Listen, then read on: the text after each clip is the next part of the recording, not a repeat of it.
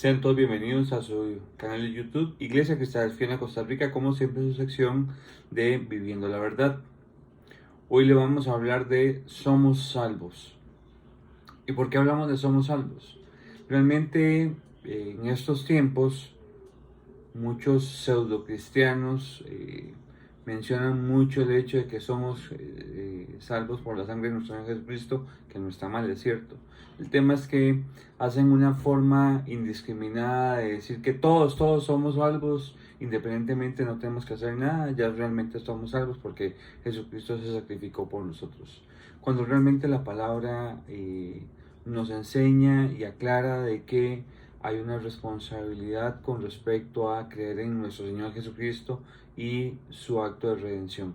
Entonces vamos a compartir algunas citas para que las podamos ver y poder entender un poquito acerca de somos salvos, pero para eso debemos tener fe con obras. Veámoslo. En Juan 17:3 nos dice, y esta es la vida eterna, que te conozcan a ti, al único Dios verdadero, y a Jesucristo a quien has enviado. Cuando nos habla de que te conozcan a ti, habla del verbo conocer. Recordemos que el verbo como tal es acción, y esa acción como tal, ¿qué debemos hacer en este caso? ¿Cómo podemos conocer a Dios? No es de la boca para afuera. Para conocer a Jesús y a Dios debemos vivir las enseñanzas para poder entender y dimensionarlo. Entonces, conocer conlleva un acto de un aprendizaje diario y constante. Es algo que debemos vivirlo. En Marcos 16:16 nos dice, el que creyere y fuere bautizado será salvo, mas el que no creyere será condenado. Entonces nos habla de dos hechos, uno de creer, que es lo que acabamos de hablar, y también el primer acto de obediencia, que es el bautizarse. También en Hechos 16, 30 y 31, Hechos 16, 30 y 31 nos dice, y sacándolo les dijo, aquí estamos con Pablo y Silas que están en Filipos y han sido encarcelados. Y entonces el carcelero, después de que ve que ellos no se matan o no escapan, más bien el carcelero se quería matar porque dijo, se escaparon los prisioneros y entonces me van a hacer daño. Ya después de esto viene la conversación en Hechos 16, 30 y 31 que dice, y sacándole les dijo, señores, ¿qué debo hacer para ser salvo? Entonces dijeron, cree en el Señor Jesucristo y serás salvo tú y tu casa. Una vez más, ¿en qué creemos? ¿Cómo es que creemos?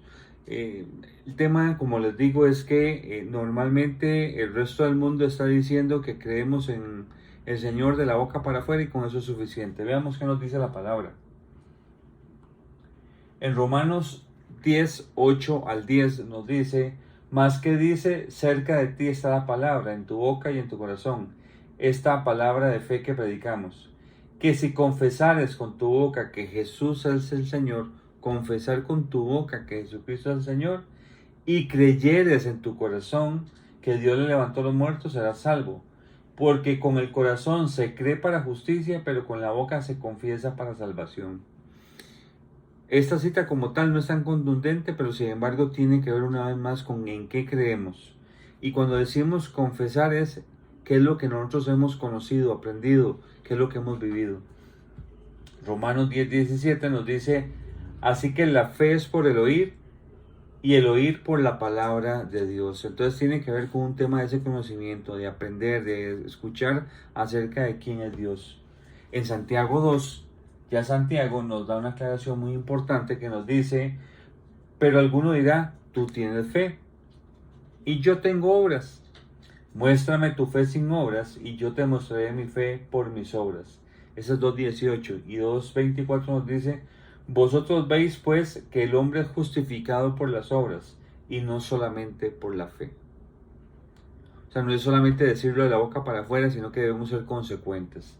En Tito, Pablo le escribe a Tito en Tito 1:16, profesan conocer a Dios, pero con los hechos lo niegan, siendo abominables y rebeldes, reprobados en cuanto a toda buena obra.